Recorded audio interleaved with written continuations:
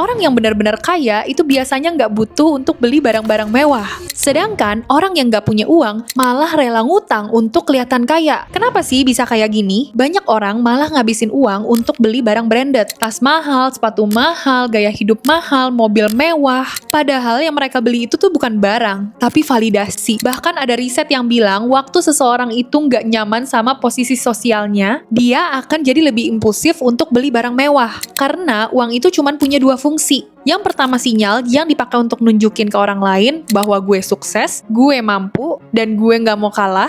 Dan yang kedua itu alat investasi. Dipakai buat belajar, buat invest, buat bikin sistem, dan buat ngatur supaya hidup kamu lebih sustainable. Dan lucunya, orang yang malah banyak uang itu biasanya malah memilih fungsi yang kedua. Karena mereka merasa nggak perlu kok pamer ke orang lain. Mereka nggak sibuk pembuktian, tapi mereka malah sibuk ngebangun bisnis mereka sendiri. Jadi, ada satu hal yang menurut aku kamu perlu tanemin dan tanya, dalam 5-10 tahun ke depan, apakah barang ini itu bisa ngegulung supaya bisnis aku jadi lebih sukses? Dan apakah aku benar-benar pakai barang-barang ini? Atau malah barang ini jadi bahan validasi untuk orang lain?